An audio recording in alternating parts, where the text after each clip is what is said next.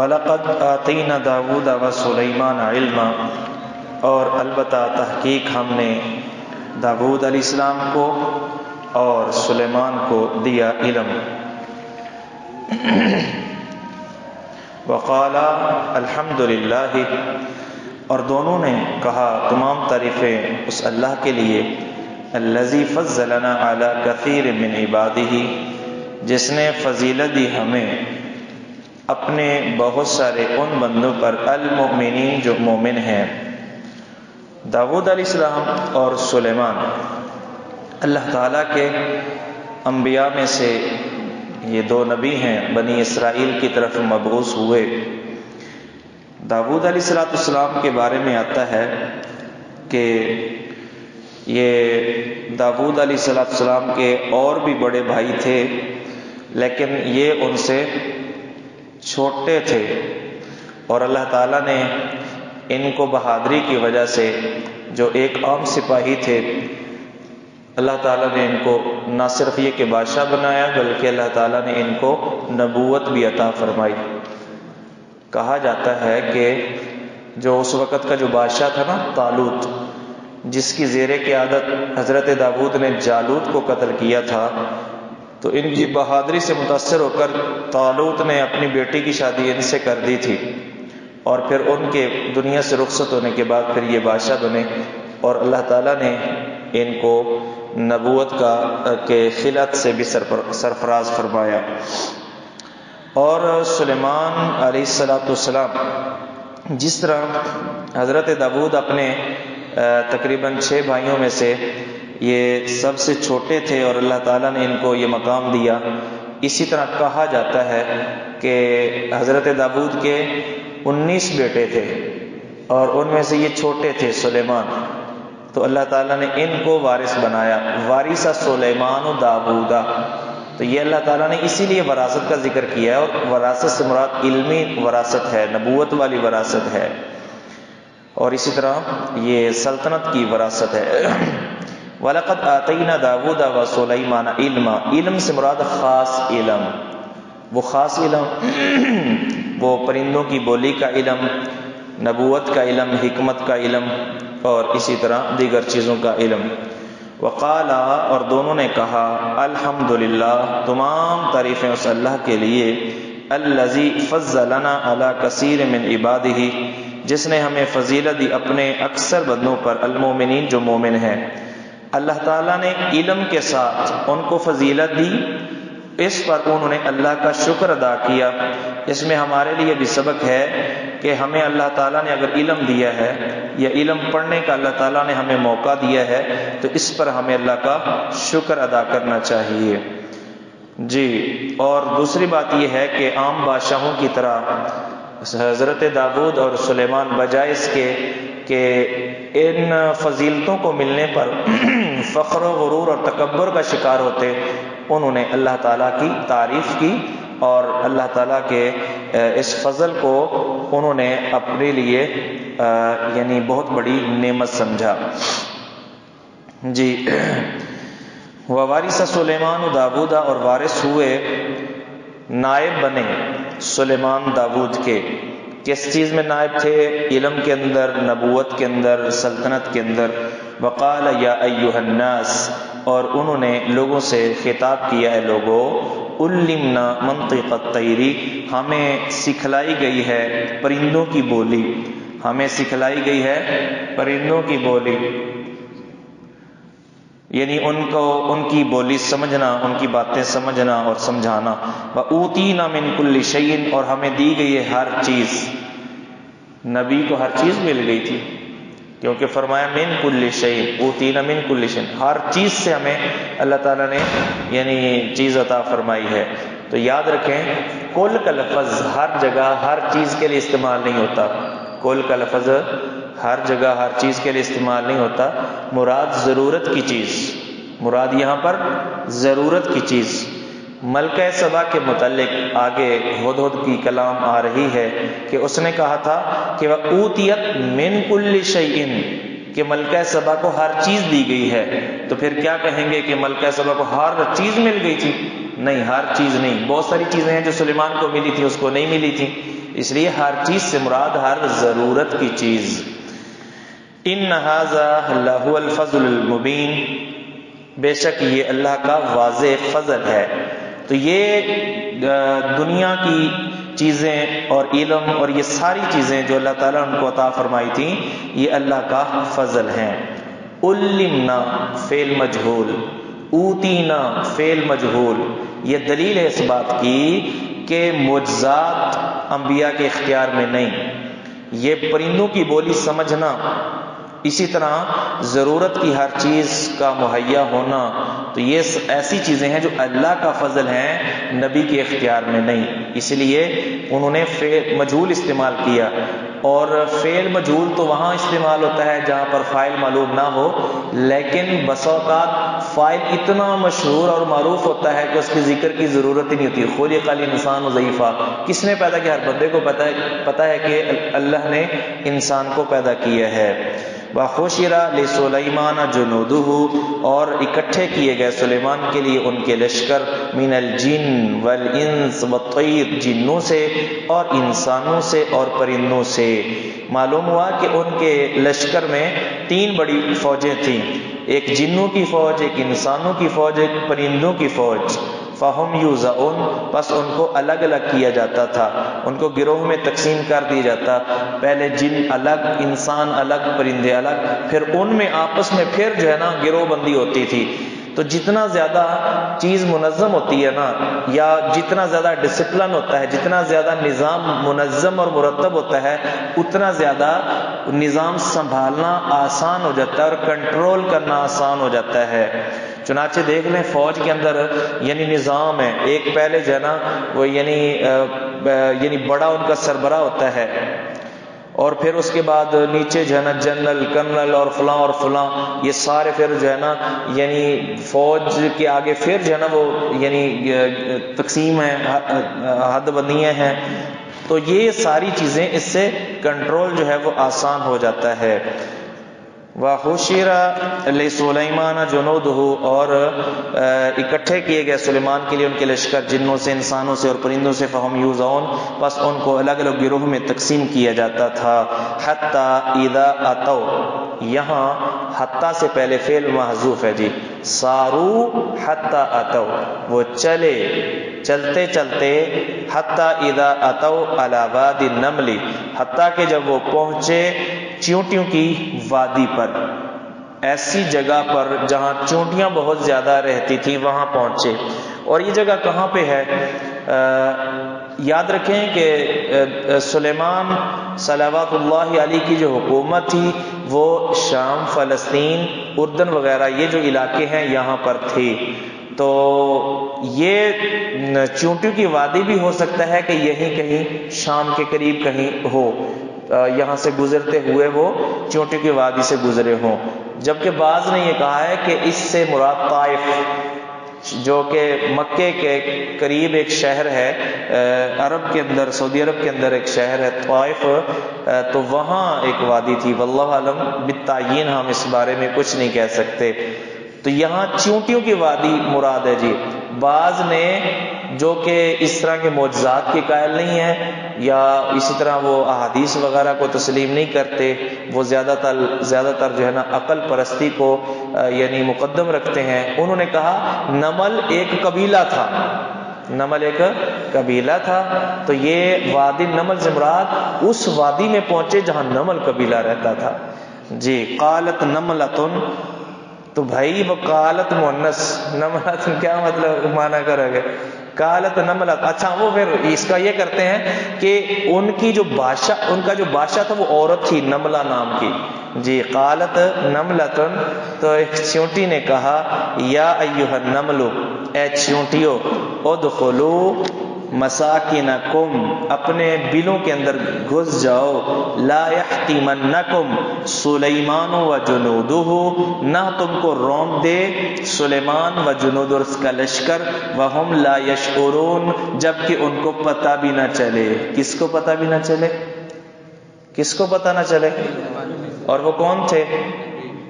اللہ کے پیغمبر تھے اور عظیم بادشاہ تھے۔ جبکہ آج کل تو کہا جاتا ہے کہ ولیوں کی بلیوں کو بھی علم غیب حاصل ہے، جی تو اللہ تعالیٰ نے اس صورت کے اندر سلیمان علیہ السلام کے سے علم غیب کی نفی دو پرندوں کے ذریعے سے کی ہے. ایک چیونٹی کے ذریعے سے. چیونٹی کہہ رہی ہے کہیں نادانی میں لا علمی میں پاؤں رکھ کے تمہیں روند نہ دے سلیمان یا اس کا لشکر کا کوئی فرد. اور دوسرا ہدہد نے اس نے کہا تھا کہ احطت بما لم تحط به، کہ میرے پاس ایسی چیز کا علم ہے، مکمل علم جس کا آپ کے پاس علم نہیں ہے. فتبسم ضاحکا، چونکہ اللہ تعالیٰ نے ان کو یہ ملکہ عطا فرمایا تھا کہ وہ پرندوں کیڑے مکوڑوں کی بولی سمجھ لیتے تھے، اس لیے ان کو سب بات سمجھ آ گئی، سن گئی، تو وہ مسکرائے ہنستے ہوئے من قولها، اس کی بات کی وجہ سے کہ دیکھو کتنی جو ہے نا خیر خواہ ہے یہ چیونٹی اپنی دیگر چونٹی بہن بھائیوں کی. تو یہ اچھا یہاں سے ہمیں بھی سبق ملتا ہے کہ یارو اگر ایک چھوٹی سی مخلوق اس کے اندر اتنی خیر خواہی ہے تو انسان کتنا نادان ہے کہ وہ ایک دوسرے کے لیے جو ہے نا وہ آستین کا سانپ بنا ہوا ہے، اور ایک دوسرے کو وہ سانپ سے زیادہ ایک دوسرے کے لیے زہریلا ہے، نقصان کا سوچتا ہے، فائدے کا نہیں سوچتا، خیر خواہی نہیں کرتا.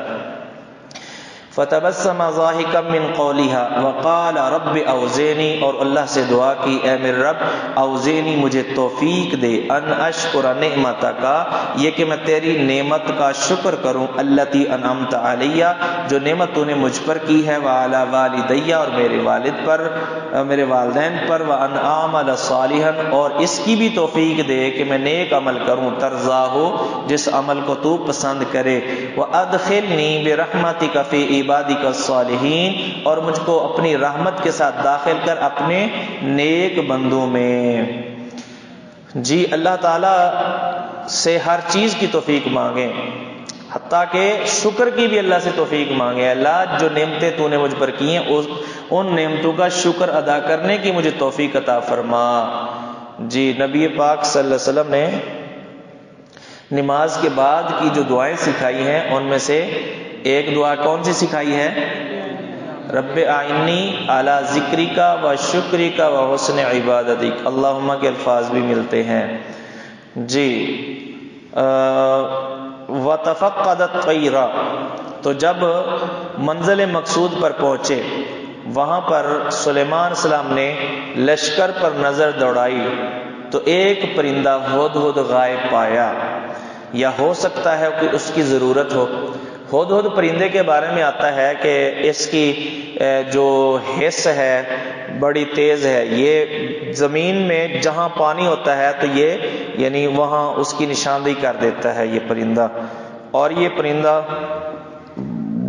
جو ہے اپنا جو درخت کی چھال کے اندر کیڑے مکوڑے ہیں، اس طرح زمین کے اندر جو کیڑے مکوڑے ہیں یعنی جو چھپے ہوئے ہیں تو ان کی جو ہے نا اس کو شناخت ہو جاتی ہے تو یہ اس میں سے نکال کے کھاتا ہے. جی تو فرمایا کہ وتفقد، اور جائزہ لیا، الطیر پرندوں کا انہوں نے جائزہ لیا. فقال ما لی لا اری الہدہد، انہوں نے کہا کیا ہے کہ میں نہیں دیکھتا ہدہد کو، ام کان من الغائبین، یا ہے وہ غائب ہونے والوں میں سے. تو انہوں نے ہدہد کو غائب پایا، اچھا انہوں نے جانچ پڑتال کی، صحیح کسی بھی ادارے کا منتظم، کلاس کا استاذ، اور اسی طرح کوئی سربراہ ملک کا کسی ادارے کا، تو اس کے لیے لازم ہے کہ وہ پوری طرح اپنے جو لشکر ہے، اپنے ماتحت جو افراد ہیں ان کا جائزہ لیتا رہے. اندازہ لگائیں کہ اتنی بڑی وسیع سلطنت اور اتنی بڑی فوج، لیکن پھر بھی ایک پرندے کا بھی سراغ لگا لیا سلیمان السلام نے کہ یہ غائب ہے. بندے تو غائب ہوں تو بلا وہ جان لیں گے. تو اس لیے تو اسی طرح یہ حاضری کا جو نظام ہے جب تک یہ منظم مرتب نہیں ہوگا اس وقت تک ایک کلاس کا نظام بھی صحیح نہیں چل سکتا. جی ہے فقال ما لی لا اری الہدہد. اچھا انہوں نے ہدہد کو غائب پایا. اب دو صورتیں ہیں، یا تو یہ ہے کہ سلیمان السلام نے باتیں نہیں بھی، سلیمان علیہ السلام نے نظر دوڑائی تو یا تو تھا لیکن نظر نہیں آیا، یا پھر تھا ہی نہیں. اور یہ دونوں باتیں ہی حضرت سلیمان علیہ السلام نے فرمائی ہیں. ما لی لا ارا الہدہد، کیا ہے کہ میں ہدہد نہیں دیکھتا، یعنی موجود ہے لیکن شاید مجھے نظر نہیں آ رہا. اور ام کانا من الغائبین، یا کہ مجھے اس لیے نظر نہیں آ رہا کہ غائب ہے ہی نہیں، موجود ہے ہی نہیں، ہے ہی غائب. جی تو اس لیے دونوں باتیں ارشاد فرمائیں کہ یا تو وہ مجھے نظر نہیں آ رہا ہے لیکن مجھے نظر نہیں آ رہا، یا پھر اس لیے نظر نہیں آ رہا کہ ہے ہی نہیں. لَأُعَذِّبَنَّهُ عَذَابًا شَدِيدًا، تو میں اس کو ضرور سزا دوں گا، سخت سزا، غیر حاضری پر سخت سزا. لَأُعَذِّبَنَّهُ عَذَابًا شَدِيدًا. تو یہ سلیمان اسلام جیسے پیغمبر فرما رہے ہیں ایک پرندہ اگر غیر حاضر ہے تو اس کے لیے انہوں نے اتنے سخت ریمارکس جو ہے وہ دیے ہیں کہ لَأُعَذِّبَنَّهُ عَذَابًا شَدِيدًا. بلکہ اس سے بھی بڑی بات، اَوْ لَأَذْبَحَنَّهُ، یا پھر میں اس کو ذبح کر دوں گا، یا پھر کیا کروں گا، اس کو جان سے مار دوں گا. اَوْ لَيَأْتِيَنِّي بِسُلْطَانٍ مُبِينٍ، ہاں بچنے کی ایک صورت ہے، شرعی عذر بچنے کی ایک صورت ہے، اور وہ کیا ہے، لَيَأْتِيَنِّي، وہ ضرور میرے پاس لے کے آئے، بِسُلْطَانٍ مُبِينٍ، واضح دلیل، یعنی معقول کوئی دلیل لے آئے. ہر دلیل نہیں ہوتی. جی بعض طالب لوگ کہتے ہیں کہ جی ہم جو عذر ہے چھٹی نہیں ملتی، استاد چھٹی نہیں دیتا. بھائی عذر ہے لیکن ایسا عذر جو معقول ہے وہ تو نہیں ہے نا، یعنی صرف عذر ہونا کافی نہیں ہے، عذر ہونا کافی نہیں ہے. مثلا ایک عذر یہ ہے کہ امی یاد آ رہی ہے اور ایک عذر یہ ہے کہ آپ کے گھر میں آپ کے بھائی کی، آپ کی بہن کی شادی ہے، تو ظاہر ہے کہ یاد تو ظاہر آنی ہے، جب آپ گھر سے باہر ہیں تو یاد تو آنی ہے. لیکن یہ ہے کہ جب کوئی ضروری کام ہو تو پھر تو وہ واقعی عذر ہے. فَمَكَثَ غَيْرَ بَعِيدٍ، تو وہ ٹھہرا تھوڑی دیر، یعنی زیادہ دیر نہیں، غیر بعید تھوڑی دیر، وہ آ گیا. تھوڑی دیر ٹھہرا، خود سمجھ میں آ رہی ہے بات کہ پھر تھوڑی دیر کے بعد وہ آ گیا. فقال، اور آتے ہی عذر پیش کیا کہ احطت، میں نے احاطہ کیا ہے، میں نے معلوم کیا ہے، بما، اس چیز کو، لم تحط به، اے سلیمان جس کا احاطہ آپ نے نہیں کیا. وجئتک، اور میں آپ کے پاس لایا ہوں، من سبأ، قوم سبا سے، بنبأ، یقینی خبر، میں کنفرم خبر لے کر کے آیا ہوں، میں پکی بات، پکی خبر لے کر کے آیا ہوں. احطت، یہ جو لفظ ہے نا احطت، احاطہ یحیط سے، احاطتاً مصدر استعمال ہوتا ہے جس کا معنی ہوتا ہے کسی چیز کا پورا علم، کسی چیز کا پورا علم، مکمل معلومات، کسی چیز کے بارے میں مکمل معلومات. تو معلوم ہی ہوتا ہے کہ سلیمان علیہ السلام کے پاس تھوڑی بہت معلومات تو تھیں لیکن مکمل معلومات نہیں تھی، اس لیے اس نے کہا کہ احطت بما لم تحط به وجئتک من سبأ. یہ یمن کے اندر اس کا جو بڑا شہر ہے دارالحکومت صنعاء، تو وہاں سے تقریباً کوئی 25 میل کے فاصلے پر معارب کے قریب، معارب کے پاس یہ قوم رہتی تھی، جس کو اللہ تعالیٰ نے بہت زیادہ جو ہے وہ دنیا کا ساز و سامان دیا تھا.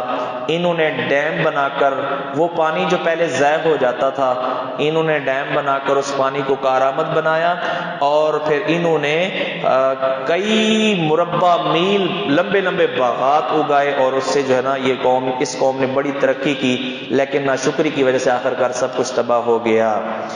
اچھا یہاں پر یہ جو لفظ ہے نا نبا، نبی کا لفظ قرآن میں جہاں پر آیا ہے تو وہاں معنی کیا جاتا ہے اے غیب کی خبر دینے والے. بعض لوگ معنی کرتے ہیں غیب کی خبر دینے والے، اور کچھ لوگ یہ سمجھتے ہیں کہ نبی کے پاس ہر نبا ہوتی ہے، یعنی نبی عالم الغیب ہوتا ہے، یعنی نبی وہ ہوتا ہے جس کے پاس ہر نبا ہو. نبا ان خبر کو کہتے ہیں، نبی غیب کی خبر دینے والا، تو نبی وہ ہوتا ہے جس کے پاس ہر نبا ہو. یہ جو ایک نظریہ ہے یہاں سے اس کی تردید ہو رہی ہے کہ اس ہدہد نے کہا کہ میں ایسی نبا لے کر آیا ہوں جو نبا آپ کے پاس نہیں ہے. جو نبا آپ کے پاس نہیں، ایسی بات، ایسی خبر جو آپ کے پاس نہیں ہے۔ معلوم ہوا کہ نبی کے پاس ہر نبا، ہر خبر اور ہر چیز کا علم نہیں ہوتا، یہ کوئی ضروری نہیں ہے۔ انی وجدت امرأۃ، میں نے ایک عورت کو پایا، تملکہم، جو ان کی ملکہ ہے، وأوتیت من کل شیء، اور وہ دی گئی ہے ہر چیز، اس کو ہر چیز دی گئی ہے۔ ہر چیز سے مراد ضرورت کی ہر چیز۔ وَلَهَا عَرْشٌ عظیم، اور اس کے لیے ہے بہت بڑا تخت، اس کے لیے ہے بہت بڑا تخت۔ یہ عظیم قدر و قیمت کے اعتبار سے، خوبصورتی کے اعتبار سے، مہنگے ہونے کے اعتبار سے عظیم کہا گیا ہے، جبکہ کچھ لوگوں نے تو اس کو باقاعدہ جو ہے نا، یعنی اس کے پیمائش بھی ذکر کی ہے، بعض مفسرین نے اس کی پیمائش بھی ذکر کی ہے، 120 فٹ لمبا اور 60 فٹ چوڑا۔ بھائی وہاں پہ کون تھا اس کا پیمائش کرنے والا؟ تو یہ باتیں ایسی جو ہے نا، یعنی عجیب عجیب باتیں جو ہے نا بیان کی جاتی ہیں تفسیروں میں، کہ بس رطب و یابس کو جمع کر دیا جاتا ہے۔ جس طرح کہ آپ پڑھ لیں تفسیر قرطبی کو پڑھ لیں، اور دیگر تفسیریں ہیں، سیوطی کی تفسیر کو پڑھ لیں، تو بڑی اس طرح کی باتیں، یا ہمارے جو دوسرے بھائی ہیں ان کی تفسیروں کو پڑھ لیں، تو اس طرح کی بڑی باتیں مل جاتی ہیں، جو یوں کہہ لیں کہ رطب و یابس جمع ہوتا ہے۔ جی انی وجدت، اچھا اس ہدہد پرندے کو 3 چیزیں جو ہے نا بڑی عجیب نظر آئیں۔ ایک یہ ہے کہ بادشاہ بندہ مرد کی بجائے عورت ہے، اور دوسرا یہ ہے کہ اس عورت کی جو بادشاہت ہے، مضبوط بادشاہت کی، ہر ضرورت کی ہر چیز ان کے پاس دستیاب ہے، اور تیسرا یہ ہے کہ اس کا جو تخت تھا نا، اس کو بھی بڑا وہ عجیب نظر آیا، کہ وہ اتنا بڑا، اتنا عظیم الشان، ہیرے جوہرات اس کے اندر جڑے ہوئے ہیں، بڑا خوبصورت۔ تو یہ تینوں چیزیں اس نے پیش کی۔ اس کے علاوہ جو اہم چیز تھی، وجدتها وقومها يسجدون للشمس، اس نے، پرندے نے کہا، میں نے پایا اس ملکہ کو اور اس کی قوم کو، وہ سجدہ کرتے ہیں سورج کے لیے، من دون اللہ، اللہ کے علاوہ۔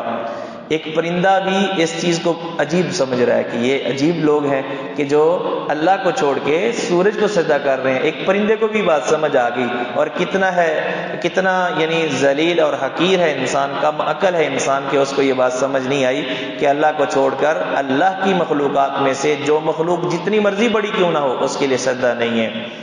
وَزَيَّنَ لَهُمُ الشَّيْطَانُ أَعْمَالَهُمْ، اور مزین کر دیا شیطان نے ان کے لیے اعمال کو، فَصَدَّهُمْ عَنِ السَّبِيلِ، تو روک دیا ان کو سیدھے رستے سے، فَهُمْ لَا يَهْتَدُونَ، تو پس نہیں وہ راہ پاتے تھے، ہدایت پاتے تھے۔ اللہ يَسْجُدُوا لِلَّهِ، تو شیطان نے ان کو سیدھے رستے سے روکا تاکہ نہ وہ سجدہ کریں للہ، اللہ کے لیے۔ کون؟ اللہ، الذی یخرج الخبء فی السماوات والارض، جو نکالتا ہے الخبء، چھپی ہوئی چیز کو، جو چیز چھپی ہوئی ہے، فی السماوات، آسمانوں میں، والارض، اور زمین میں، وَيَعْلَمُ مَا تُخْفُونَ، اور وہ جانتا ہے جو تم چھپاتے ہو، وَمَا تُعْلِنُونَ، اور جو تم ظاہر کرتے ہو۔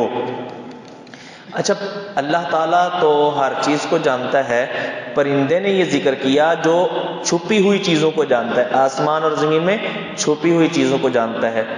حقیقت اللہ ہی بہتر جانتا ہے، لیکن اس چیز کا تذکرہ مفسرین کی رائے میں اس لیے اس نے کیا کہ چونکہ اللہ تعالیٰ نے اس کی کچھ صلاحیت اس کو دی تھی کہ وہ زمین میں چھپے ہوئے کیڑے مکوڑے تلاش کر لیتا ہے، اور وہ درخت کے اندر چھپے ہوئے کیڑے مکوڑے جو ہے اس کو ڈھونڈ کے اس کو اپنی چونچ کے ساتھ جو ہے پکڑ لیتا ہے۔ تو یہ تھوڑی سی صلاحیت اس میں ہے، لیکن حقیقت میں کلی طور پر یہ اختیار اللہ کے پاس ہے، تو اس لیے اس نے اس چیز کو ذکر کیا جو اس کے علم میں تھی۔ خبء، خابا کا معنی چھپانا، چھپا دینا کسی چیز کو، خابا، خبن مصدر ہے، لیکن یہ اسم مفعول مخبو کے معنی میں، چھپی ہوئی چیز، مصدر اسم مفعول کے معنی میں۔ شاید اسی وجہ سے ہدہد کے یعنی انہی فوائد کی وجہ سے اللہ تعالیٰ نے، نبی پاک صلی اللہ علیہ وسلم نے 4 جانور ایسے ہیں کہ جن کو قتل کرنے سے آپ صلی اللہ علیہ وسلم نے منع فرمایا ہے۔ ان النبی صلی اللہ علیہ وسلم نہا عن قتل 4 من الدواب، 4 قسم کی چیزیں ایسی ہیں جاندار کے نبی پاک نے قتل کرنے سے منع فرمایا۔ النملہ والنحلہ والہدہد والسورۃ، چیونٹی، شہد کی مکھی، ہدہد اور لٹورا، یہ بھی ایک چڑیا کی طرح کا ایک پرندہ ہے۔ تو یہ 4 قسم کے جاندار ایسے ہیں کہ ان کو قتل کرنے سے منع کیا گیا، تو قتل نہیں کرنا چاہیے، بلا وجہ ان کو قتل نہیں کرنا چاہیے۔ اللہ لا الہ الا هو رب العرش العظیم، وہ اللہ جس کے سوا کوئی معبود برحق نہیں، وہ رب عرش عظیم کا رب ہے۔ چونکہ پیچھے اس ملکہ کے عرش کی بات تھی، تو اس ہدہد پرندے نے کہا کہ اگرچہ اس ملکہ کا جو تخت ہے وہ بھی بہت اچھا ہے، لیکن جو رب کا تخت ہے، رب کا عرش ہے، وہ عرش عظیم ہے، اور اس کا مقابلے میں کوئی اور عرش نہیں ہے۔ قال سننظر اصدقت ام کنت من الکاذبین۔ جب یہ باتیں اس پرندے نے سلیمان علیہ السلام کو بتائیں تو انہوں نے یقین نہیں کر لیا، انہوں نے کہا تحقیق کریں گے ہم اس کی۔ تو اس لیے ضروری نہیں کہ آپ کہیں کہ جی ہم پہ یقین نہیں ہے، ہماری اتنی بڑی داڑھی، آپ پہ یقین نہیں کیا جاتا۔ بھائی آپ کی داڑھی آپ کو مبارک ہو، آپ کا نمازی ہونا آپ کو مبارک ہو، دین کا طالب علم ہونا آپ کو مبارک ہو، لیکن معاملات کی چھان بین، تحقیق اور تفتیش بہرحال یہ ضروری ہے۔ جی ان جاءکم فاسق بنبأ فتبینوا۔ جی قال سننظر، ہم تحقیق کریں گے، دیکھیں گے، اصدقت، کیا تو سچا ہے، جو معلومات تو نے فراہم کی ہیں یہ بالکل کریکٹ ہیں، رائٹ ہیں، ٹھیک ہیں، ام کنت من الکاذبین، یا تو جھوٹ بولنے والوں میں سے ہے۔ اذهب بکتابی ھذا، میری یہ چٹھی لے کے جاؤ، یہ خط لے کے جاؤ، فالقہ الیہم، اور یہ خط ان کی طرف ڈال دے، ثم تول عنہم، پھر جا ان سے، فانظر، تو دیکھ، ماذا یرجعون، کیا وہ لوٹاتے ہیں، کیا وہ جواب دیتے ہیں۔ تو پہلے زمانے میں ایسا ہوتا تھا کہ پرندوں کو، کبوتر وغیرہ کو خط بھیجنے کے لیے استعمال کیا جاتا تھا۔ تو سلیمان علیہ السلام کو تو اللہ تعالیٰ نے اور زیادہ اختیارات دیے ہوئے تھے، تو انہوں نے اپنا خط بھیجنے کے لیے کسی ڈاکیے کا انتظام نہیں کیا، بلکہ ہدہد ہی کی ڈیوٹی لگائی کہ آپ یہ خط دے کے آئیں، اور وہاں خط دے کے وہاں ٹھہرنا نہیں ہے، بلکہ سائیڈ پہ ہو کے ان کی باتیں سنی ہے کہ وہ ان کے جو ہے نا ریئیکشن کیا ہے خط پڑھ کے اور دیکھ کے، ان کے تاثرات کیا ہیں، وہ پلاننگ اور منصوبے کیا بناتے ہیں اس خط کو پڑھ کے۔ جی فانظر ماذا یرجعون، پس دیکھ وہ کیا لوٹاتے ہیں، یعنی کیا جواب دیتے ہیں۔ قالت، تو خط پہنچ گیا، ملکہ نے کھولا، پڑھا، اور پھر اس نے میٹنگ بلا لی، اپنی جو ہے وہ جو وزراء تھے ان کو اکٹھا کر لیا، اور اس میٹنگ کی صدارت کرتے ہوئے اس نے کہا، یا ایھا الملأ، اے سردارو، اے وزیرو، انی القی الیہ کتاب کریم، میری طرف ڈالا گیا ہے کتاب، خط کریم معزز، بڑا معزز خط ہے۔ یہ معزز شاید جس طریقے سے پہنچا، اور پھر اس کے اندر اللہ کا نام تھا، اور اس خط کا انداز، یہ ساری چیزیں بتا رہی تھی کہ خط بہت کسی عظیم شخصیت کی طرف سے آیا ہے۔ تو اس نے، ملکہ بڑی سمجھدار عورت تھی، اس نے خط پہچان لیا کہ یہ خط بھی معزز ہے کیونکہ اس کو بھیجنے والا معزز ہے۔ انہ من سلیمان، یہ خط سلیمان کی طرف سے ہے۔ بلقیس کہا جاتا ہے، واللہ عالم۔ جی انہ من سلیمان، یہ خط جو ہے سلیمان کی طرف سے ہے۔ وانہ بسم اللہ الرحمن الرحیم، اور بے شک اس میں یہ بھی ہے کہ بسم اللہ الرحمن الرحیم۔ تو قرآن مجید میں سورتوں کے شروع میں جو بسم اللہ ہے اس میں تو اختلاف ہے کہ وہ سورتوں کا حصہ ہے یا کہ نہیں ہے، لیکن اس بسم اللہ کے بارے میں اتفاق ہے کہ یہ سورہ نمل کی باقاعدہ ایک آیت ہے، اس میں کسی کا اختلاف نہیں ہے۔ خط لکھنے کے جو آداب ہیں نا، حدیث سے ہمیں یہ ملتا ہے کہ سب سے پہلے بسم اللہ لکھی جائے، اس کے بعد مرسل کا نام، اس کے بعد مرسل الیہ کا نام۔ نبی پاک صلی اللہ علیہ وسلم جب خط لکھتے تھے نا تو پہلے بسم اللہ لکھتے تھے، اور پھر لکھتے تھے من محمد رسول اللہ الی ہرقل مثلا عظیم الروم، تو پہلے بسم اللہ لکھتے، پھر اپنا نام، بھیجنے والا اپنا نام لکھے، اور پھر جس کی طرف بھیجا جا رہا ہے اس کی طرف جو ہے اس کا نام لکھا جائے۔ جی یہ ایک طریقہ کار ہے خط لکھنے کا۔ یہاں پر سلیمان کا نام پہلے ذکر کیا گیا ہے، تو اس کا جواب یہ دیا جاتا ہے کہ حدیث میں اگرچہ وہ انداز ملتا ہے، لیکن اس کا جواب یہ دیا جاتا ہے کہ اس ملکہ نے وہ خط، اس کا متن پڑھ کے نہیں سنایا، خلاصہ بتایا ہے۔ کہ یہ سلیمان کی طرف سے اور اس میں یہ چیزیں لکھی ہوئی ہیں. یہ خلاصہ اس نے بتایا ہے. ہاں اتنی بات ضرور ہے کہ وہ خط کوئی لمبا چوڑا خط نہیں تھا. جو بڑے لوگ خط بھیجتے ہیں نا تو وہ لمبے چوڑے، آپ تو یعنی اب تو خط ہے نہیں نا رواج، تو پہلے خط کا رواج تھا. ہم بھی جب پڑھتے تھے تو موبائل تو ہوتے نہیں تھے تو ہم خط بھیجا کرتے تھے. تو اس میں یہ ہے کہ عموماً 2-2 3-3 صفحے کا خط بھیج دیا جاتا ہے. جبکہ ہم اگر دیکھیں نبی پاک صلی اللہ علیہ وسلم کے خطوط انتہائی مختصر، چند لائنوں پر محیط یہ خطوط ہوتے تھے. تو فرمایا کہ انہو من سلیمان و انہو بسم اللہ الرحمن الرحیم اللہ تعالی علیہ. اور اس خط کے اندر متن یہ ہے کہ مجھ پر سرکشی نہ کرو، واتونی مسلمین، اور میرے پاس آ جاؤ مطیع ہو کر، فرما بردار ہو کر. سرکشی نہ کرو یعنی میرے دین کی مخالفت نہ کرو غرور اور تکبر کرتے ہوئے، یعنی میری بات کو تم نے رد نہیں کرنا بلکہ میں جو کہوں اس پر عمل درآمد کرنا ہے. واتونی مسلمین 2 معنی ہو سکتے ہیں اس کے. ایک یہ ہے کہ میری بات مان کر میرے پاس آ جاؤ، یعنی سرنڈر کر دو، ہاتھ کھڑے کر دو، اپنی حکومت ہمارے سپرد کر دو، ایک مطلب. اور دوسرا یہ ہے کہ کلمہ پڑھ کر مسلمان ہو کر ہمارے پاس آ جاؤ. تو دونوں مفہوم ہو سکتے ہیں، دونوں 2 مختلف اعتبار سے. اگر ہم یہ معنی کریں کہ سرنڈر کر دو، اپنے یعنی ساری حکومت ہمارے حوالے کر دو، چونکہ حضرت سلیمان کے جو ہے نا ان کی اللہ تعالیٰ نے 2 چیزیں عطا کی تھی. ایک ان کو بادشاہت، تو یہ معنی جب کریں گے تو بادشاہت ظاہر ہو رہی ہے. اور اگر مسلمین اپنا مسلمان ہونے والا معنی کریں تو پھر اس سے نبوت ظاہر ہو رہی ہے. تو دونوں معنی اور مفہوم ہو سکتے ہیں کیونکہ وہ بادشاہ بھی تھے اور نبی بھی تھے. قالت یا ایھا الملأ، اس نے کہا یہ خط ہے جی، اب اے سردارو افتونی، مجھے مشورہ دو، حال بتاؤ، فی امری، میرے اس معاملے میں، ما کنت قاطعۃ امرا، نہیں ہوں میں قطعی فیصلہ کرنے والی، نہیں ہوں میں، یہ دروازہ بند کرو، نہیں ہوں میں قطعی فیصلہ کرنے والی، حتی تشہدون، جب تک تم حاضر نہ ہو.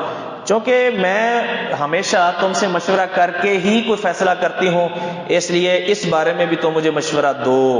اندازہ لگائیں، ہر بادشاہ ڈکٹیٹر نہیں ہوتا، آمر نہیں ہوتا. یعنی بادشاہ بھی اچھے ہوتے ہیں، یعنی ان کی باقاعدہ مجلس شورا ہوتی ہے، مشورے کے ساتھ وہ اپنے معاملات کو حل کرتا ہے. تو اس لیے اسی طرح جمہوریت ہے، جمہوریت کے اندر بھی مشورے اگرچہ ہوتے ہیں لیکن اس کے اندر بہرحال اور بہت زیادہ خرابیاں ہیں.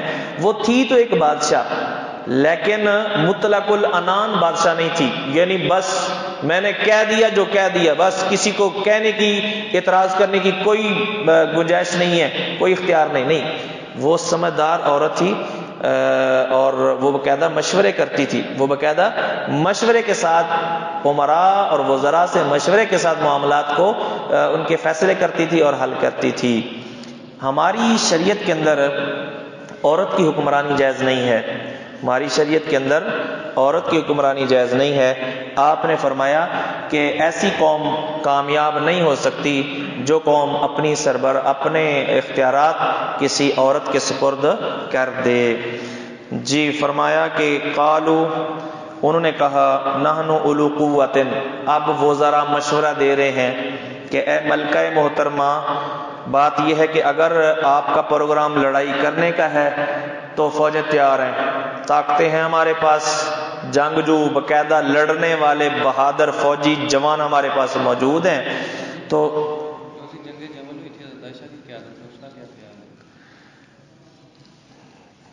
واللہ اعلم بالصواب، قیادت عظمیٰ مراد ہے جی. قالو نحن اولو قوت، انہوں نے کہا کہ ہم قوت والے ہیں، وَأُولُو بَأْسٍ شدید، اور سخت جنگجو ہیں، سخت لڑائی والے ہیں، مطلب سخت لڑائی کرنے کے قابل ہیں، سخت جنگجو ہیں. لیکن یعنی انہوں نے اشارہ کر دیا کہ اگر لڑائی کا پروگرام ہے تو ہم تیار ہیں، لیکن وَالْأَمْرُ إِلَيْكَ، بہرحال اختیار آپ کے پاس ہے جی، والامر، اور اختیار الیکی آپ کے پاس ہے. فانظری، تو دیکھ لے، سوچ لے، ماذا تامرین، کیا تو ہمیں حکم دیتی ہے، تو جو تو کہے گی اس کے مطابق عمل درآمد ہوگا. جی عام طور پر تو یہی ہوتا ہے نا، درباری لوگ ایسے ہوتے ہیں، جی حضور والے ہوتے ہیں جی، کہ بادشاہ نے جیسے کہہ دیا بس ویسے عمل کر لیا. جی قالت ان الملوک اذا دخلوا قرية، اس نے کہا بے شک بادشاہ جب وہ کسی بستی میں داخل ہوتے ہیں افسدوها تو اس بستی کو ویران کر دیتے ہیں، فساد پھیلا دیتے ہیں اس میں، وجعلوا اعزت اهلها اذلہ، اور وہ وہاں کے عزت والے لوگوں کو ذلیل بنا دیتے ہیں، قیدی بنا کر، قتل کر کے. وکذلک یفعلون، اور مجھے ڈر ہے کہ وہ بھی ایسا ہی کریں گے. وانی مرسلۃ الیہم، اور میں ان کی طرف تجربے کے لیے بھیجنے والی ہوں بہدیۃ، کچھ تحفہ، کو تحفہ بھیجنے والی ہوں. اچھا وہ تحفہ کیا تھا؟ قرآن نے نہیں بتایا، حدیث نے نہیں بتایا، لیکن مفسرین نے بتایا ہے. مفسرین نے بتایا ہے کہ وہ کیا تھا. کسی نے کہا وہ سونے کی اینٹ تھی، کسی نے کہا وہ غلام اور لونڈیاں تھیں، اور پھر یہ سونے کی اینٹ لے کے گئے. اچھا پوری تفصیل تو حضرت سلیمان کو پتہ چل گیا. انہوں نے سونے کے باقاعدہ جو ہے نا اینٹیں لگا کر رستے بنا دیے، اور سونے کی جو ہے نا دیواروں پہ سونے کی اینٹیں لگا دیں، اور وہاں پہ جانور باندھ دیے گئے. جب یہ سونے کی اینٹیں لے کر پہنچے، انہوں نے دیکھا کہ ہم 2-4 اینٹیں لے کے خوش ہو رہے ہیں کہ اتنا بڑا تحفہ لے کے جا رہے ہیں، جبکہ ان کے پاس تو اتنا سونا ہے کہ ان کے سونے پہ تو ان کے جانور پیشاب کر رہے ہیں. تو وہ جو ہے نا پھر انہوں نے اپنے تحفے پھینک دیے. بہرحال یہ بڑی عجیب و غریب باتیں لکھی ہوئی ہیں. وَإِنِّي مُرْسِلَةٌ إِلَيْهِمْ، اور میں ان کی طرف بھیجنے والی ہوں بِهَدِيَّةٍ، کچھ تحفہ، فَنَاظِرَةٌ، تو دیکھنے والی ہوں، بِمَا يَرْجِعُ الْمُرْسَلُونَ، کیا جواب لوٹاتے ہیں المرسلون، قاصد بھیجے ہوئے. فَلَمَّا جَاءَ سُلَيْمَانَ، پس جب قاصد آ گیا سلیمان کے پاس، تو سلیمان السلام نے جب وہ تحفہ پیش کیا، انہوں نے قبول کرنے سے انکار کر دیا کہ ہمیں مال دولت کی ضرورت نہیں ہے.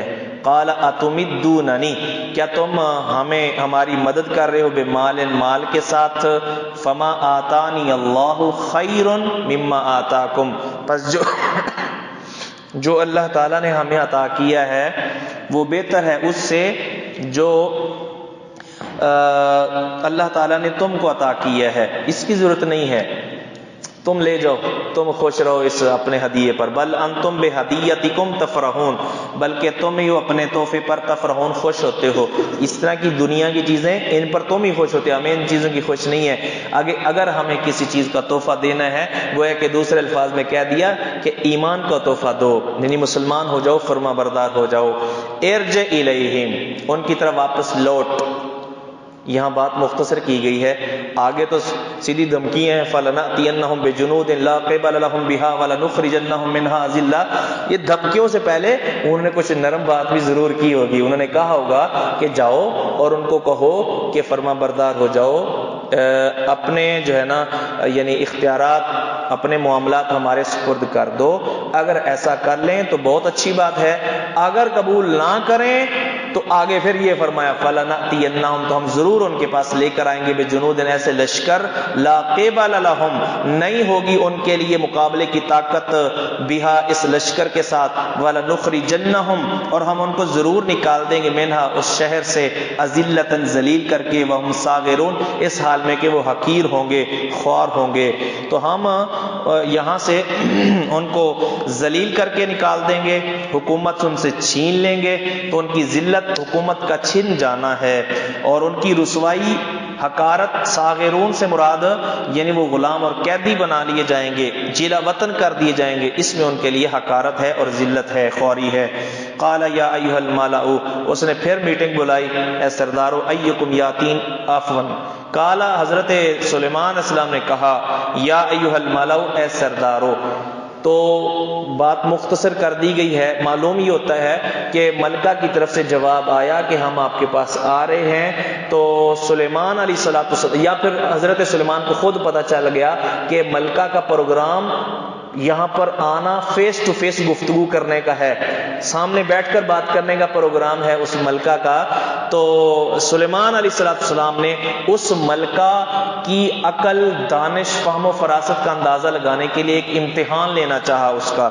اور انہوں نے اپنی جو وہاں حاضرین تھے، کارندے تھے، ان میں سے ان کو مخاطب کر کے کہا، کوئی ہے جو اس ملکہ کا وہ جو عظیم الشان تخت ہے وہ یہاں لے آئے، جلدی لے آئے. تو ایک سرکش، چونکہ جن بھی ان کے انڈر تھے، تو تو ایک بہت بڑے دیو نے، بہت بڑے سرکش جین نے کہا کہ آپ میرے سپرد یہ کام کریں، آپ کی جو یہاں پر 2-4 گھنٹے کی میٹنگ ہے نا، یہ ختم ہونے سے پہلے پہلے یہاں پر تخت جو ہے میں لے آؤں گا۔ لیکن ایک اور صاحب علم نے، اللہ کا علم جس کے پاس تھا، اللہ کے دین کا، اللہ کی شریعت کا، تو اس نے کہا کہ میں اس سے پہلے بھی آپ کے پلک جھپکنے سے پہلے ہی اس تخت کو حاضر کر سکتا ہوں۔ اور پھر وہ واقعی لے آیا، واقعی وہ لے آیا۔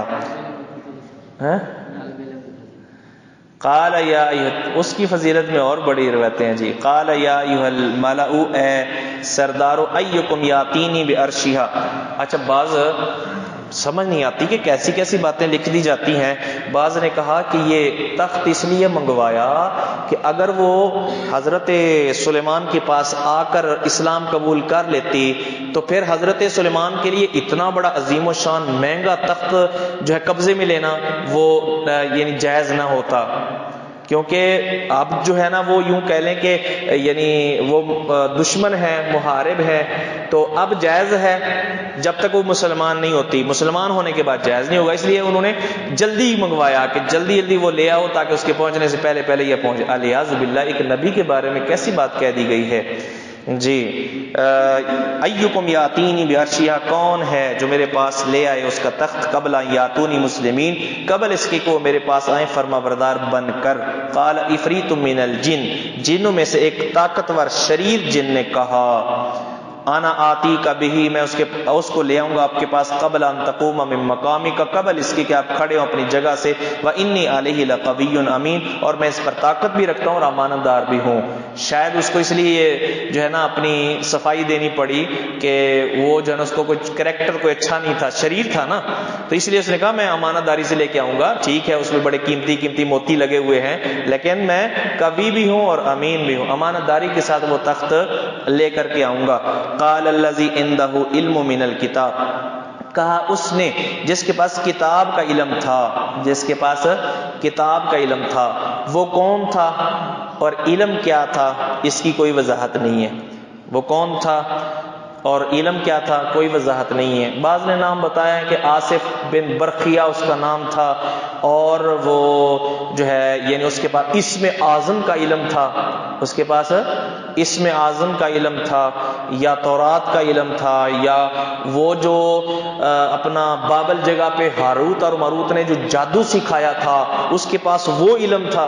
بہرحال یہ ساری کیل و کال ہیں جی، باتیں ہیں، واللہ عالم بالصواب۔ باقی رہا یہاں سے کچھ صوفیاء کرام کا یہ استدلال کرنا، اگر حضرت سلیمان علیہ السلام کے دور کا ایک امتی ولی، اس کے اندر ایک اتنی طاقت ہے کہ وہ پلک جھپکنے کے اندر تخت لا سکتا ہے، تو نبی پاک صلی اللہ علیہ وسلم کی امت کے ولی کے اندر تو بلا طاقت ہے جی، اس کے اندر تو طاقت اور زیادہ ہے، اس کے اندر طاقت اور زیادہ ہونی چاہیے، اس کی طاقت تو کہیں بڑھ کر ہے۔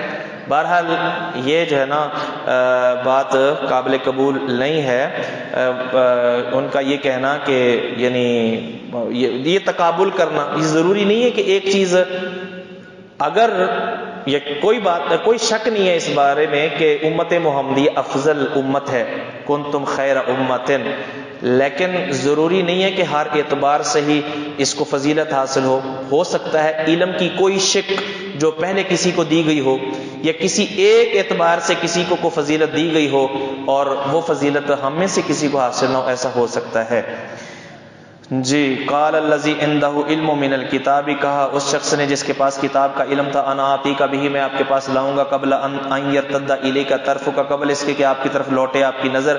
فلما رآہ، پس جب حضرت سلیمان نے دیکھا تو وہ تھا مستقرن، رکھا ہوا، عندہ ان کے سامنے ان کے پاس، قال ھذا من فضل ربی، تو انہوں نے کہا یہ میرے رب کا فضل ہے۔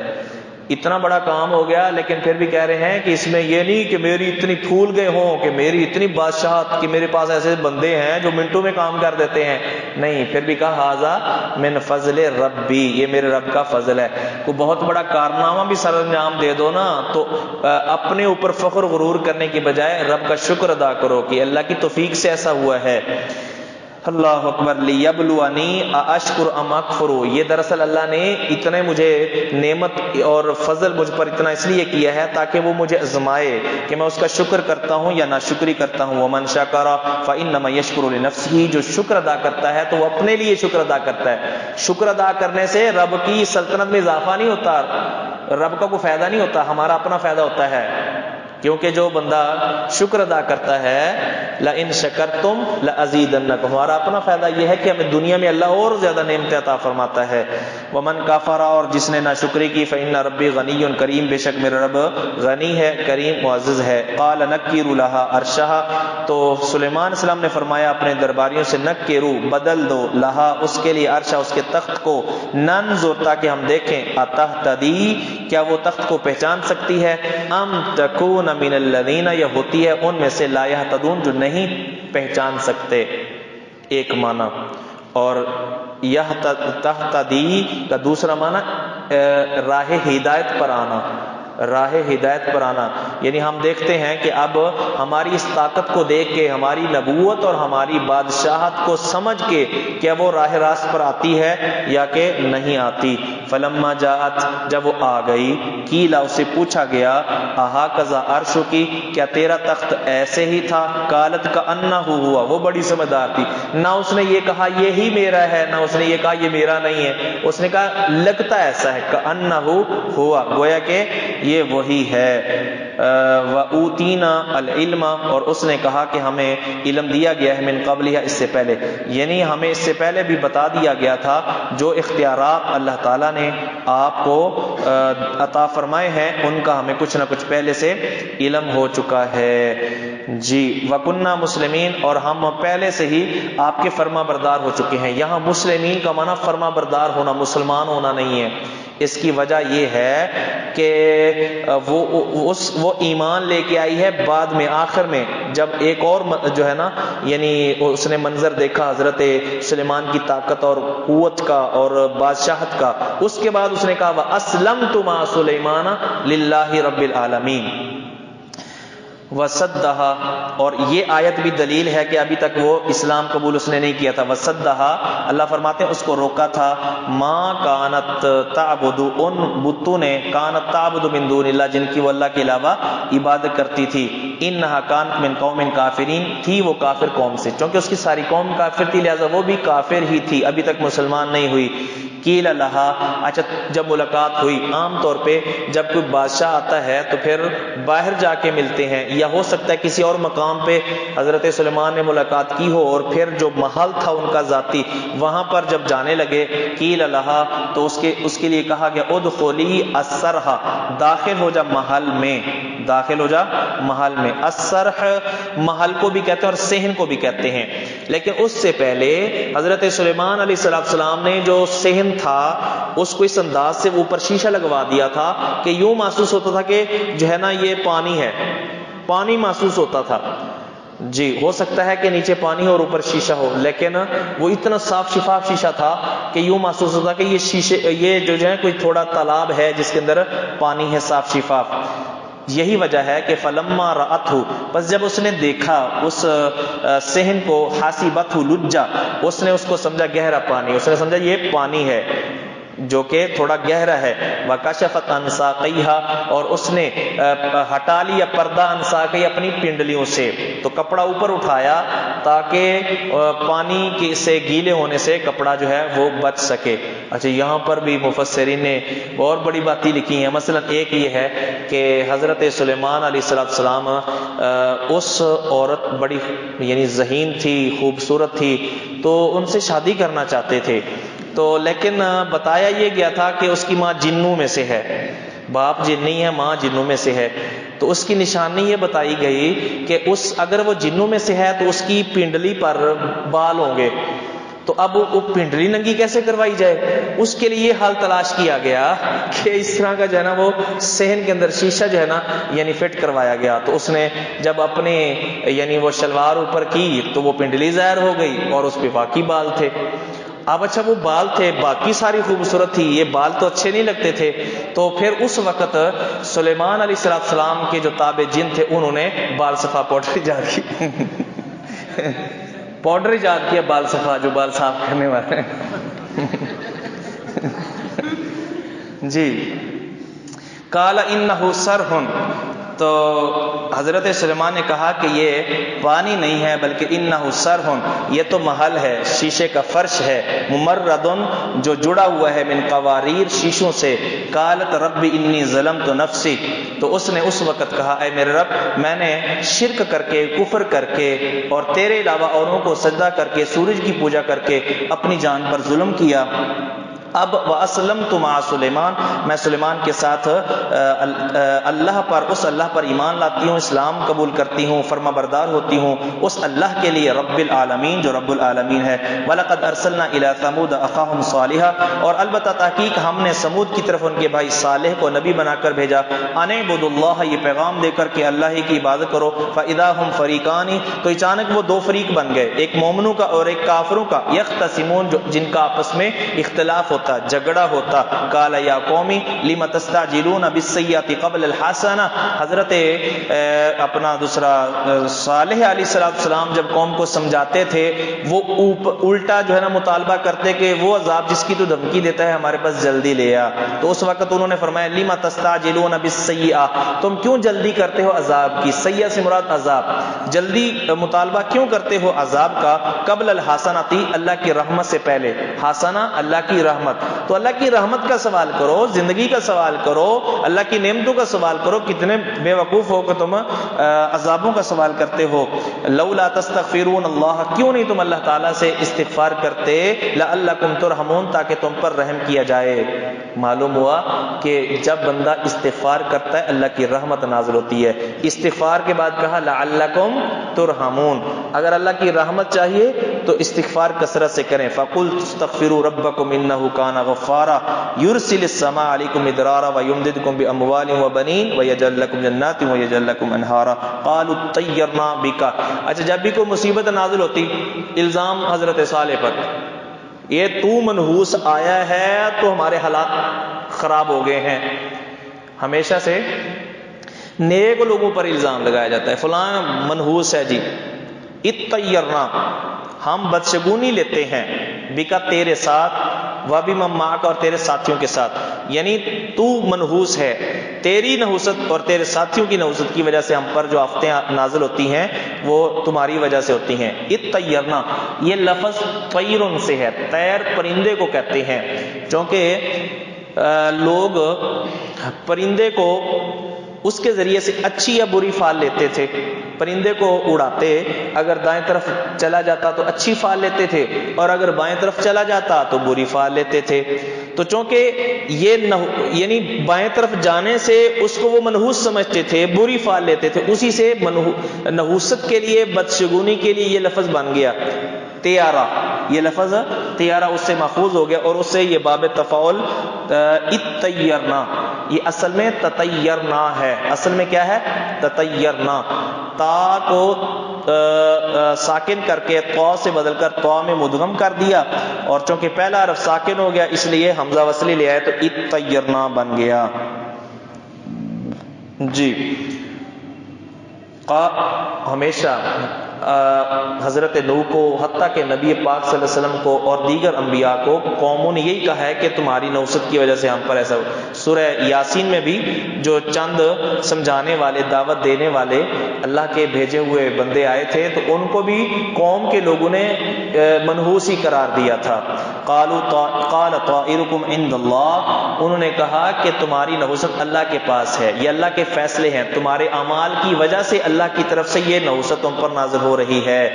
بل انتم قوم تفتنون، یہ جو چھوٹی چھوٹی سزائیں تمہیں مل رہی ہیں نا، یہ تمہاری آزمائش کے لیے ہیں۔ بل انتم قوم تفتنون، بلکہ تم ہو قوم آزمائی جانے والی۔ وکان فی المدینہ تسعۃ رہط، اور تھا شہر میں 9 بندوں کا گروہ، شہر سے مراد ہجر بستی، ہجر بستی، یفسدون فی الارض، جو زمین میں فساد پھیلاتے تھے، ولا یصلحون، اور اصلاح نہیں کرتے تھے۔ اچھا جب یہ کہا کہ یفسدون فی الارض، فساد پھیلاتے ہیں، تو ظاہر ہے کہ جو فساد پھیلانے والا ہے وہ اصلاح کرنے والا تو نہیں ہے. لیکن ولا یصلحون پھر ذکر کر کے یہ گویا کہ اشارہ کر دیا گیا وہ ایسے بدبخت تھے کہ خیر نام کی اصلاح نام کی کوئی چیز ہی نہیں تھی ان کے اندر, بس فساد ہی فساد تھا ان کے پاس. قالوا تقاسموا باللہ انہوں نے کہا قسمیں اٹھاؤ اللہ کی, لنبیتنہ ہم ضرور رات کے وقت حملہ کریں گے اس پر, وَأَهْلَهُ اور اس کے گھر والوں پر, ثم لنقولن لولیہ پھر ہم ضرور کہیں گے اس کے وارث کے لیے, ما شہدنا مہلک اہلہ نہیں تھے ہم حاضر اس کے گھر والوں کی ہلاکت کے وقت, وَإِنَّا لَصَادِقُونَ ہم تو یقیناً سچے ہیں. اس سے پہلے انہوں نے اس اونٹنی کو ذبح کر دیا تھا جو اونٹنی بطور نشانی کے ان کے پاس آئی تھی, اور پھر انہوں نے حضرت صالح اور ان کے جو گھر والے تھے ان کے خلاف بھی یہ بری تدبیر اور مکر اور فریب اور یہ چال چلی. لیکن اللہ تعالیٰ نے ان کی اس چال سے حضرت صالح کو محفوظ کیا. یہاں جتنے بھی نبیوں کا تذکرہ آ رہا ہے, نبی پاک صلی اللہ علیہ وسلم کے ساتھ مشابہت ضرور ہے. جس طرح حضرت صالح کی قوم نے حضرت صالح علیہ الصلوۃ والسلام کے خلاف ان کو قتل کرنے کی چال کی, ہجرت کے وقت آپ کے ساتھ بھی ایسا ہی ہوا کہ آپ کو قتل کرنے کی بھی چال چلی گئی.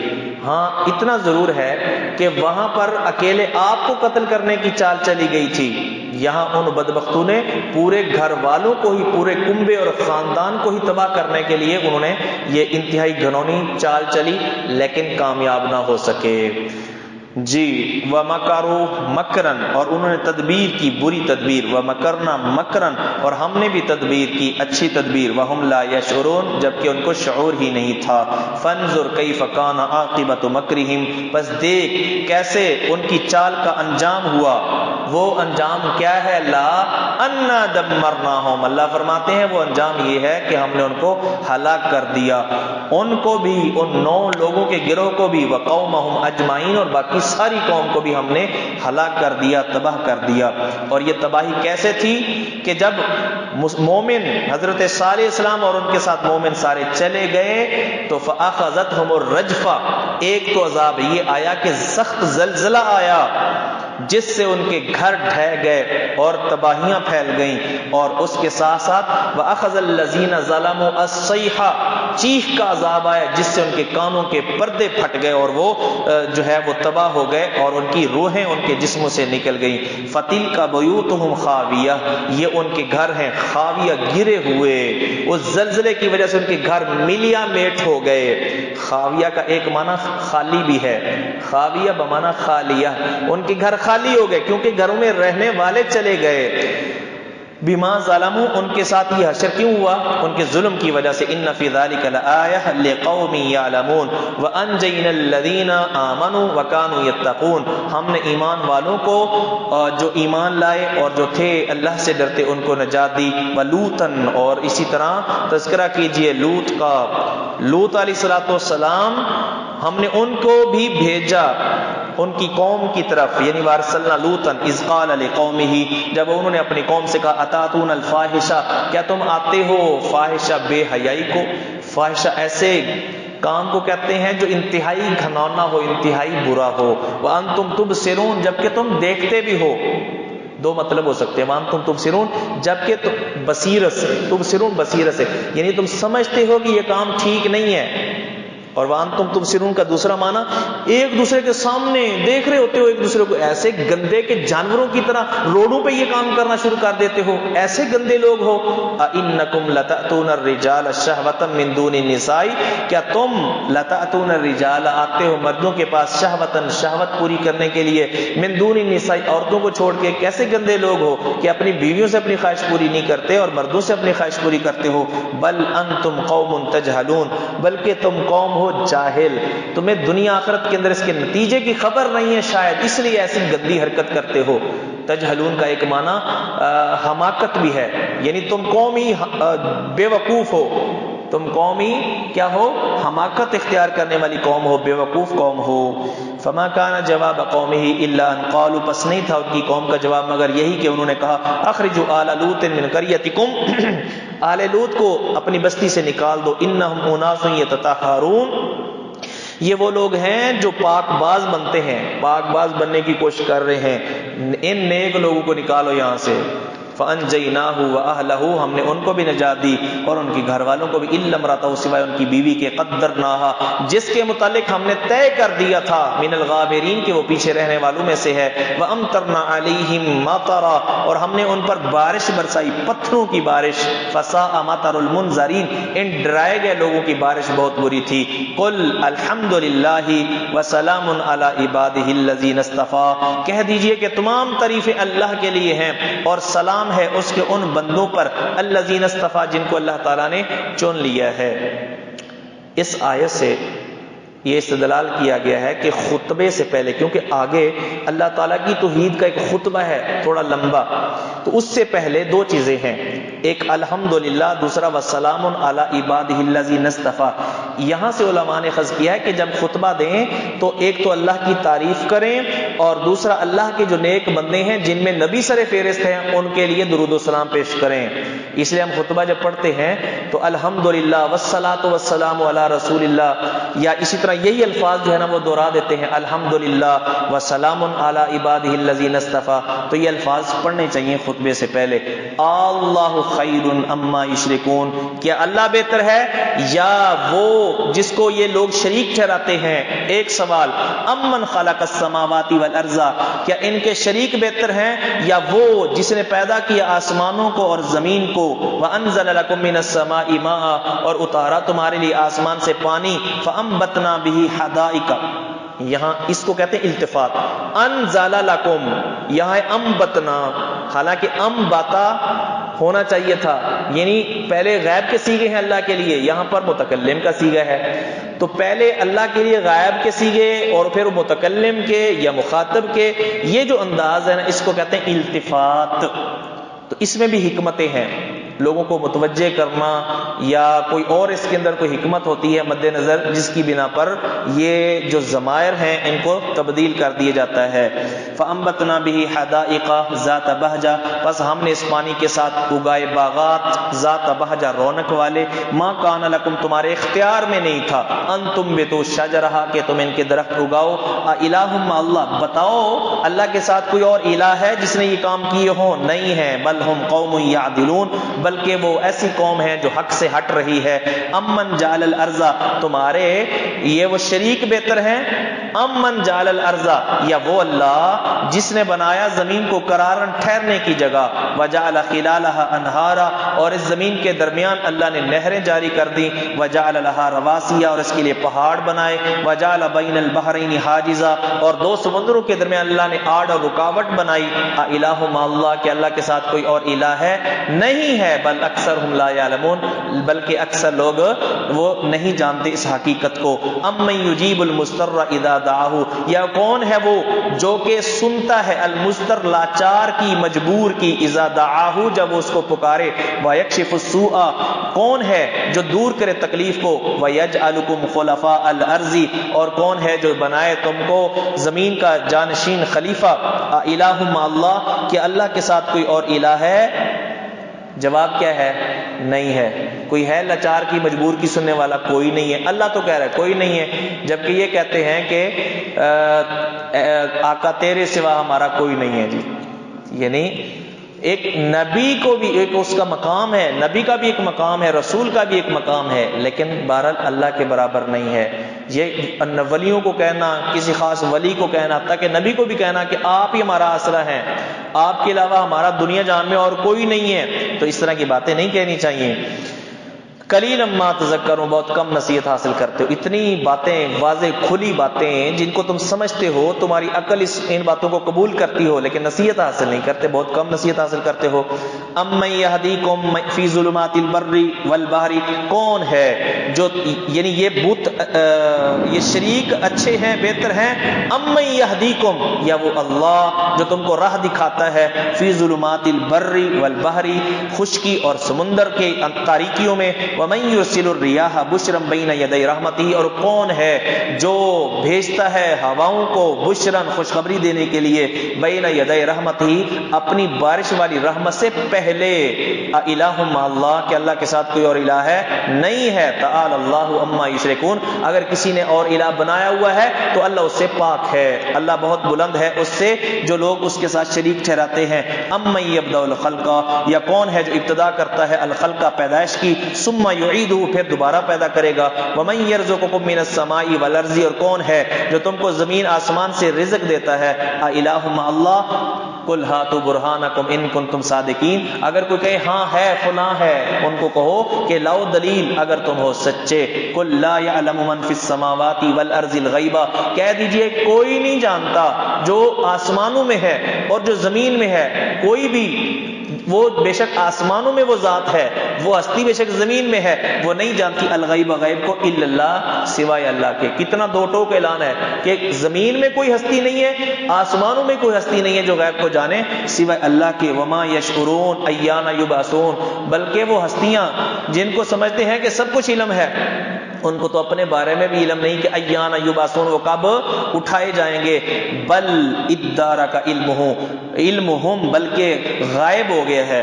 ابن عباس نے تفسیر کی ہے کہ ادارک بمعنی غابہ، ان کا علم ان سے غائب ہو گیا ہے، ان کا علم ختم ہو گیا ہے، فی الآخر آخرت کے بارے، آخرت کا ان کو صحیح علم ہے ہی نہیں۔ بل ہم فی شک منہا، بلکہ وہ اس میں شک میں ہیں، بل ہم منہا عمون، بلکہ وہ اس سے اندھے ہیں، دل کے اندھے ہیں، ان چیزوں کو وہ سمجھنے کی کوشش نہیں کرتے۔ وقال الذین کفروا اذا کنا ترابا وآباؤنا، کیا یہ جو دل کے اندھے ہیں نا ان کے اعتراضات آپ بیان کیے جا رہے ہیں۔ کہا کافروں نے اذا کنا ترابا، کیا جب ہم ہو جائیں گے مرنے کے بعد مٹی، وآباؤنا اور ہمارے آباء و اجداد بھی مٹی ہو جائیں گے، انا لمخرجون، کیا ہم اس وقت نکالے جائیں گے؟ لقد وعدنا هذا نحن وآباؤنا من قبل، ہم نے تو نہیں دیکھا کہ وہ مرنے کے بعد دوبارہ اٹھاؤ، ہم سے پہلے ہمارے آباء و اجداد کے ساتھ بھی اسی طرح وعدے کیے گئے کہ اٹھائے جاؤ گے، کوئی نہیں اٹھایا گیا۔ لقد وعدنا هذا، یہ وعدہ ہم سے بھی کیا گیا، نحن ہم سے، وآباؤنا اور ہمارے آباء و اجداد سے، من قبل اس سے پہلے، لیکن ایسا ہوا نہیں۔ ان بدبختوں کو یہ پتہ ہی نہیں تھا کہ دوبارہ اللہ اٹھائے گا، لیکن وہ اٹھانا قیامت کے دن ہے، یہ تو نہیں کہ اللہ ہر ایک کو دکھاتا پھر ہاں ابھی تم کو یقین نہیں ہے کہ اللہ دوبارہ اٹھائے گا، اللہ کسی مردہ کو زندہ کر دے، ایسا نہیں ہے، یہ قیامت کے دن اللہ تعالیٰ اٹھائے گا۔ ان ھذا الا اساطیر الاولین، ان بدبختوں نے کہا یہ ساری پہلے لوگوں کی کہانیاں ہیں۔ قل سیروا فی الارض فانظروا کیف کان عاقبۃ المجرمین، چلو زمین میں دیکھو کیسے انجام ہوا مجرمین کا۔ ولا سیروا فی الارض، یہ ٹکڑا تو ہمیں یاد رہتا ہے سیر و تفریح کے لیے، آگے بھی تو دیکھو بھائی، فانظروا کیف کان عاقبۃ المجرمین، سیر و تفریح کا مقصد عیاشی ہے نہیں، عبرت ہے۔ ہاں اگر آپ جاتے ہیں اور آپ دیکھتے ہیں کہ اتنے بڑے بڑے درخت ہیں، اتنے اونچے اونچے پہاڑ ہیں، پہاڑوں کی رنگت ہے، وہاں پر رہنے والی مخلوقات ہیں، اور وہاں پر برف باری ہے، اور وہاں دیگر مناظر ہیں، اللہ کی قدرت کی اگر نشانیاں سمجھ کے تم وہاں سبق حاصل کرتے ہیں پھر تو ٹھیک ہے، لیکن اگر عیاشیوں کے لیے وہاں فلاں چیز جناب بڑے مزے کی ہوتی ہے، یہ ہوتا ہے وہ ہوتا ہے، یہ تو دنیا داری ہے جی، اس میں یہ قرآن کے حکم پہ عمل نہیں ہے جی۔ ولا تحزن علیہم، اور آپ ان پر غمگین نہ ہو، اے نبی اگر وہ ایمان قبول نہیں کرتے آپ ان پر غمگین نہ ہو۔ ولا تکن فی ضیق مما یمکرون، اور نہ آپ ہوں تنگی میں اس ان کے مکروں سے۔ ویقولون متی ھذا الوعد، اور وہ کہا کرتے تھے کہ کب ہوگا یہ وعدہ پورا، ان کنتم صادقین اگر تم ہو سچے۔ قل، ان کو بتا دیجئے، عسیٰ ان یکون رادف لکم، کہ وہ وعدہ کب آئے گا، صحیح علم تو اللہ کے پاس ہے لیکن ہو سکتا ہے کہ بالکل قریب ہو، عسیٰ ہو سکتا ہے ان یکون رادف لکم، کہ وہ تمہارے پیچھے ہو۔ ردیف سواری کے اندر جو پیچھے بیٹھنے والا تو اس کو ردیف کہا جاتا ہے، مراد یہ ہے کہ ہو سکتا ہے بالکل قریب ٹائم آ چکا ہو، بعض الذی، بعض اس عذاب کا، بعض وہ عذاب قریب ہو تمہارے پیچھے ہو تمہارے، تستعجلون جس کا تم جلدی آنے کا مطالبہ کر رہے ہو۔ وان ربک لذو فضل، اگر عذاب نہیں آ رہا تو یہ اللہ کا فضل ہے۔ وان ربک لذو فضل علی الناس، تیرا رب وہ لوگوں پر فضل کرنے والا ہے، ولکن اکثرهم لا یشکرون، لیکن اکثر شکر ادا نہیں کرتے۔ وان ربک لیعلم ما تکن صدورهم، بے شک تیرا رب خوب جانتا ہے جو چھپاتے ہیں ان کے سینے، وما یعلنون اور جو وہ ظاہر کرتے ہیں، وما من غائبۃ فی السماء والارض نہیں ہے کوئی غائب ہونے والی چیز آسمان میں اور زمین میں، الا فی کتاب مبین مگر اللہ تعالیٰ کی کتاب مبین کے اندر لکھا ہوا ہے، لوح محفوظ کے اندر اس کا علم موجود ہے۔ ان ھذا القرآن یقص علی بنی اسرائیل بے شک یہ قرآن بیان کرتا ہے بنی اسرائیل کے سامنے اکثر وہ باتیں ہم فیہ یختلفون جس میں وہ اختلاف کرتے ہیں، وانہ لہدی یہ قرآن ہدایت ہے، ورحمۃ للمؤمنین اور مومنوں کے لیے رحمت ہے۔ ان ربک یقضی بینہم بحکمہ بے شک قیامت کے دن تیرا رب فیصلہ کرے گا اپنے حکم سے ان کے درمیان، وہو العزیز العلیم وہ اللہ غالب ہے علم والا ہے، کیونکہ فیصلہ وہی کر سکتا ہے جس کے پاس علم ہو، اور اللہ العلیم ہے۔ فتوکل علی اللہ بس اللہ ہی پر بھروسہ کریں، اپنا معاملہ اللہ کے سپرد کر دیں۔ جو جماعت حق پر ہے اللہ کو پتہ ہے کہ وہ کون سی ہے، وہ آپ ہی ہیں، اس لیے آپ سارے بھروسے سارے معاملات اللہ کے سپرد کر دیں، یہ جتنے مرضی اعتراض کریں۔ انک علی الحق المبین آپ کو یقین ہونا چاہیے کہ آپ واضح حق پر ہیں۔ انک لا تسمع الموتى یہ کافر تو مردہ ہیں اور مردہ کو آپ سنا نہیں سکتے، انک لا تسمع الموتى آپ مردہ کو نہیں سنا سکتے۔ کس کو نہیں سنا سکتے؟ کون نہیں سنا سکتا؟ لیکن ہم سنا سکتے ہیں۔ نبی نہیں سنا سکتا لیکن ہم سنا سکتے ہیں۔ ولا تسمع الصم الدعاء اور آپ نہیں سنا سکتے بہروں کو الدعاء پکار، اذا ولوا مدبرین جب وہ پیٹ پھیر کر چلے جائیں، وما انت بہاد العمی اور نہیں آپ راہ دکھا سکتے حق سے اندھے کو، ان ضلالتہم ان کی گمراہی سے، ان تسمعوا نہیں آپ سنا سکتے الا من صرف اس کو سنا سکتے ہیں، یؤمن بآیاتنا جو ہماری آیات پر ایمان رکھتا ہے، فہم مسلمون پھر وہ فرما بردار ہوں، واذا وقع القول علیہم اور جب ان پر عذاب والا قول قیامت والا قول واقع ہو جائے گا، قول سے مراد قیامت والا قول، اخرجنا لهم دابۃ من الارض ہم ان کے لیے نکالیں گے ایک چوپایا زمین سے۔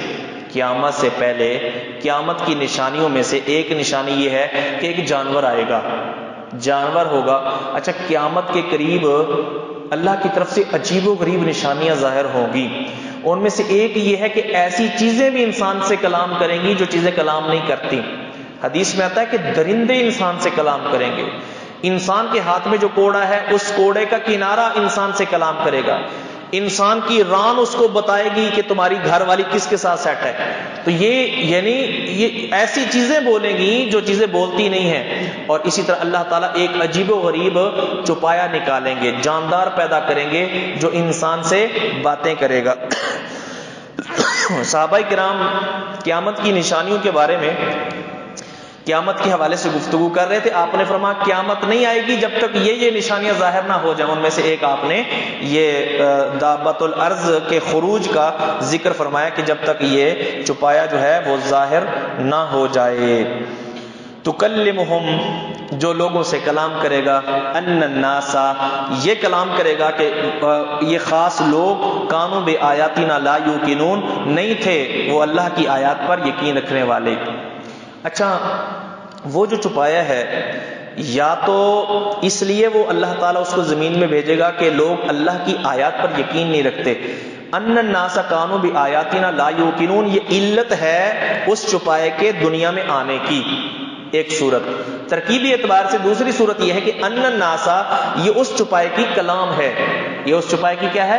کلام ہے، یعنی چھپایا نشاندہی کرے گا، وہ چھپایا نشاندہی کرے گا کافروں کی، ان پہ کوئی نشان لگا دے گا، اس کی ناک پر یا کسی جگہ پر نشان لگا دے گا جس سے پہچان آسان ہو جائے گی کہ یہ بندہ اللہ کی آیات پر یقین رکھنے والا نہیں ہے۔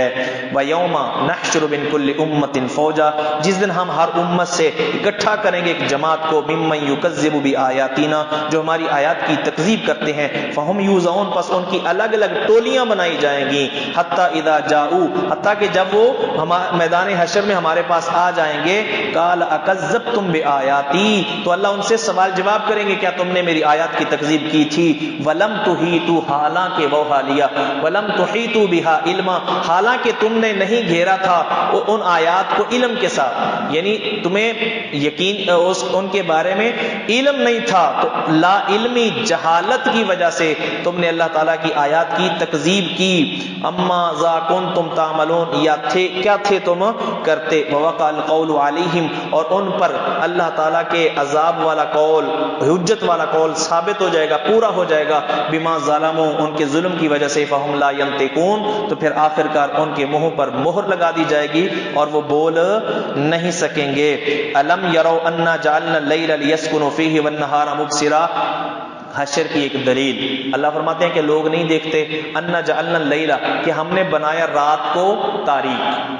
یہ لفظ نہیں ہے لیکن سمجھ آ رہے ہیں، کیونکہ آگے نہارا مبصرا، نہار کے ساتھ فرمایا کہ دن روشنی والا ہے، تو رات کیا ہوئی اس کے الٹ، یعنی تاریکی والی. کیوں بنائی ہے تاریکی والی؟ لیسکنوا فیہ، تاکہ اس میں سکون کریں، آرام کریں. تاریکی میں، اندھیرے میں نیند سکون سے آتی ہے. بعض لوگوں کی، آپ لوگوں نے دیکھا ہوگا، عادت ہے کہ وہ جو ہے نا اس طرح اپنا بازو جو ہے نا اپنی آنکھوں پہ رکھ کے سوتے ہیں. کیوں؟ تاکہ صحیح طریقی ہو اور نیند گہری آئے. اور بعض لوگوں کو یہ بھی دیکھا گیا ہے کہ وہ اپنا رومال اپنے چہرے پہ لے کے سوتے ہیں. بھائی یہ کون سی چیز ہے، نظر تھوڑی لگ جائے گی، کیوں رومال لیا ہے؟ یہ اسی لیے تاکہ اندھیرا ہو، وہ اندھیرے میں نیند گہری آتی ہے، صحیح آتی ہے. تو اللہ تعالیٰ نے رات کو تاریک بنایا، لیسکنوا فیہ والنہار مبصرا، اور دن کو اللہ تعالیٰ نے بنایا روشن تاکہ لوگ دیکھیں اور اپنے کام کاج کریں. ان فی ذلک لآیات، بے شک اس میں نشانیاں ہیں، لقوم یؤمنون، ایمان لانے والی قوم کے لیے. ویوم ینفخ فی الصور، اور یاد کرو اس دن کو جس دن سور کے اندر پھونک ماری جائے گی. ففزع، تو گھبرا کر بے ہوش ہو جائیں گے. من فی السماوات و من فی الارض، وہ تمام مخلوقات جو آسمانوں میں ہے اور جو زمین میں ہے. الا من شاء اللہ، مگر جس کو اللہ چاہے گا وہ بے ہوش نہیں ہوگا. وَكُلٌّ أَتَوْهُ دَاخِرِينَ، اور ساری مخلوقات اللہ کے پاس آئیں گی داخرین، ذلیل ہو کر.